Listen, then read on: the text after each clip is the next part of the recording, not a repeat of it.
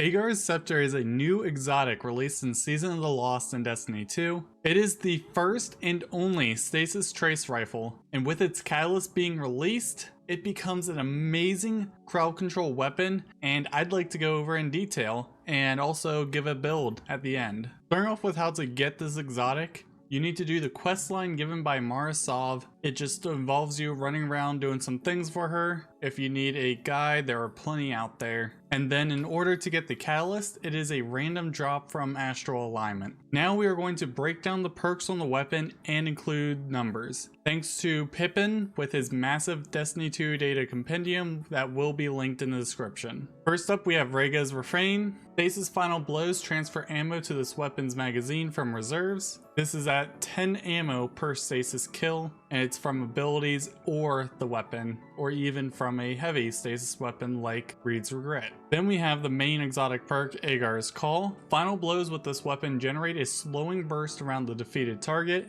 and this applies 50 slow stacks twice to enemies within 10 meters of the target. And then finally the catalyst. Bold Reload drains super energy, overflowing the magazine and powering the beam with bonus damage and the ability to slow and freeze targets until the magazine or super energy runs out, or the weapon is stowed. Can only be activated when super energy is full. And what this does is drains an initial 20% of your super and then 2.6 per second, and it overflows the magazine to 192 and grants a 80% damage increase. Hits also apply 20 slow stacks as well. Now for the new section of a DPS overview. I'll be referring to the Damage Chart Madness spreadsheet by the user I am a Dragon AMAA, as well as a different spreadsheet that I am currently working on myself to help give a better idea of where things rank in each other, and to allow all these different modifiers such as well, tether, bubble, any perks, mods, damage phase time, how many damage phases we have.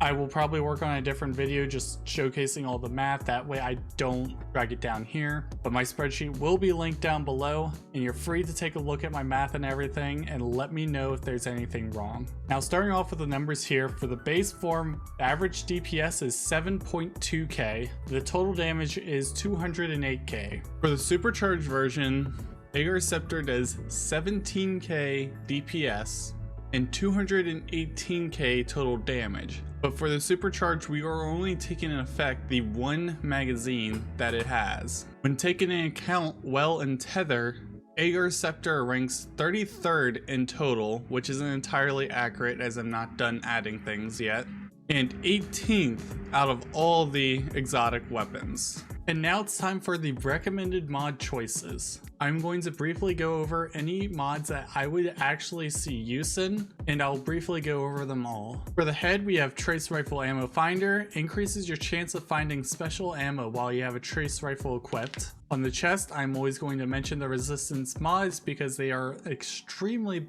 potent in PvE. Then you have Trace Rifle Reserves, increases the amount of trace rifle ammo you can carry, and I recommend just having a side piece of gear that you just swap to before you rally a flag. Other than that, damage resistant mods always take priority for me. Legs, we have Recuperation, replenishes health each time you pick up an orb power, and again this is just because it's an extremely good neutral mod. Then we have Trace Rifle Scavenger. Trace rifles get bonus reserves when you pick up special ammo. On our class item, we have Special Finisher. Finishers grant special ammo for the whole fire team, requires 1/3 of your super energy. And combat style, we have Taking Charge, become charged with light by picking up orbs of power. Protective Light, while charged with light, you gain significant damage resistance against combatants when your shields are destroyed. This effect consumes all stacks of charge with light. The more stacks consumed, the longer the damage resistance lasts. High Energy Fire, while charged with light, gain a bonus to weapon damage. Each defeated combatant consumes 1 stack of charge with light. Sustained Charge, become charged with light by rapidly defeating combatants with auto rifles, trace rifles, or machine guns. Additional copies of this mod increase the time allowed between combatants that are defeated. Elemental Armaments, Weapon takedowns with a damage type that matches your subclass element have an escalating chance to spawn an elemental well. Elemental charge. Become charged with light by picking up an elemental well.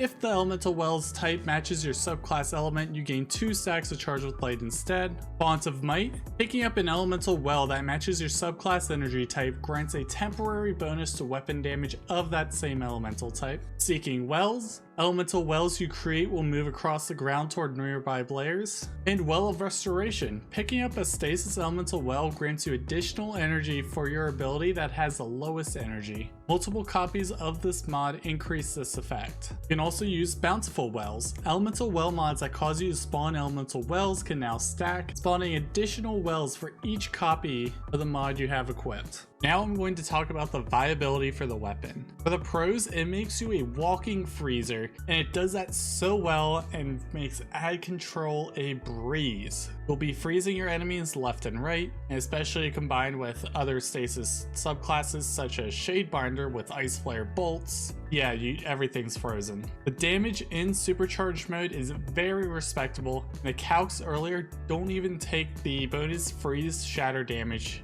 into account. This weapon works whether you are in stasis or not, which means you can run something like Phoenix Protocol, Welllock with Ager Scepter, be extremely good on crowd control and support. And the ammo regen on stasis kills really helps it out. Now for some of the cons, you can end up using it as a primary 90% of the time, which means you can easily run out of ammo, unless you save it as just a quick burst weapon, but then you don't take advantage of the insane amount of crowd control the perk gives you. The damage when you're not in supercharged mode is pretty mediocre at best. And a lot of times the chain freezing requires good ad density, which isn't always the case. Useful areas here is Master Vogue, any regular raids and dungeons, Strakes, Gambit, and even Crucible. So pretty much it's useful everywhere. Personally, I'm going to be using this a lot in our future Master Vogue runs, especially areas such as Gatekeeper, where you really want to be able to crowd control ads by yourself. And now for a quick build using this exotic. For this, we are going to be on Shadebinder Warlock.